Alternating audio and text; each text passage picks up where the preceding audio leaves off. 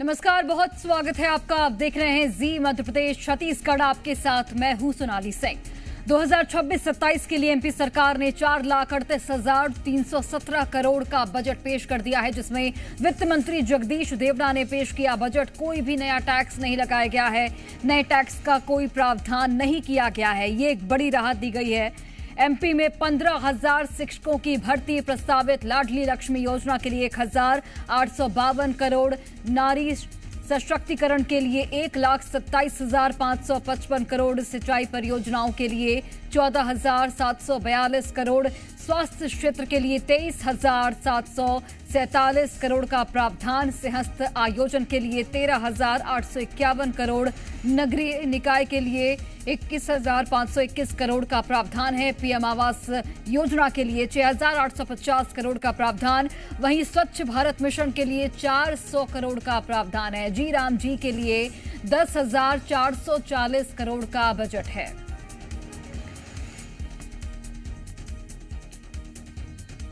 तो आर्थिक दिशा को रफ्तार देने वाला बजट सरकार की ओर से इसे कहा गया है।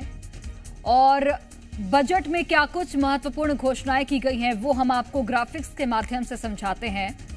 तो बजट में कई बड़ी घोषणाएं की गई हैं और सरकार ने इसे दूरगामी बजट बताया है। इसके साथ ही 3 सालों का जो रोड मैप है वो इस बजट से तय होगा, ये भी सरकार की ओर से कहा गया है। तो बजट में क्या कुछ अहम घोषणाएं हैं वो आपको बताते हैं। मध्य प्रदेश में 15,000 शिक्षकों की भर्ती प्रस्तावित। लाडली लक्ष्मी योजना के लिए 1,852 करोड़ का प्रावधान। लाडली बहनों के लिए जो संख्या है वो 1,25,00,000 हो गई है। खेल एवं युवा कल्याण के लिए 815 करोड़ का प्रावधान है। पीएम श्री के लिए 530 करोड़ रुपए का प्रावधान है। इसके साथ ही नारी सशक्तिकरण के लिए 1,27,555 करोड़ का प्रावधान। प्रदेश की सिंचाई परियोजना को 16 लाख हेक्टेयर। इसके अलावा सिंचाई परियोजनाओं के लिए 14,742 करोड़ का प्रावधान है। श्रम विभाग के लिए 1,335 करोड़ का प्रावधान। वहीं प्रदेश के स्वास्थ्य क्षेत्र के लिए क्या कुछ है वो आपको बताते हैं। 23,747 करोड़ का प्रावधान है। 21,630 करोड़ की मुख्यमंत्री मजरा टोला सड़क योजना। टेट्रा पैकेट दूध 8वीं क्लास तक के लिए बच्चों को दिया जाएगा। इसके साथ ही यशोदा पोषण आहार योजना के लिए के तहत बच्चों को दूध मिलेगा। सड़कों की मरम्मत के लिए भी 12,690 करोड़ रुपए का प्रावधान है। वहीं 11,277 का जो गांव हैं उनके विकास के लिए 793 करोड़ का प्रावधान है। 24,411 ग्राम में हर घर नल जल घोषित। छात्रवृत्ति योजना के लिए 1,800 करोड़ का प्रावधान है। 7,95,000 स्टूडेंट्स को आर्थिक सहायता भी दी जाएगी। अब आपको बताते हैं कि इस बजट में महिलाओं के लिए क्या कुछ खास है।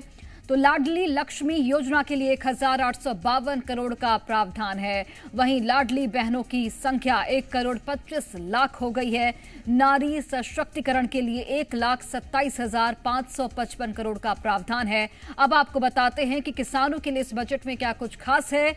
तो प्रदेश की सिंचाई परियोजनाओं को 16 लाख हेक्टेयर सिंचाई परियोजनाओं के लिए 14,742 करोड़ का प्रावधान दिया गया है। वहीं 1 लाख किसानों को सोलर पंप देने का ऐलान है। 2026 को कृषि वर्ष के रूप में मनाया जाएगा। 3 जिलों में किसानों को खाद की होम डिलीवरी। किसानों की सुविधा के लिए किसान मोबाइल ऐप भी लॉन्च होगा।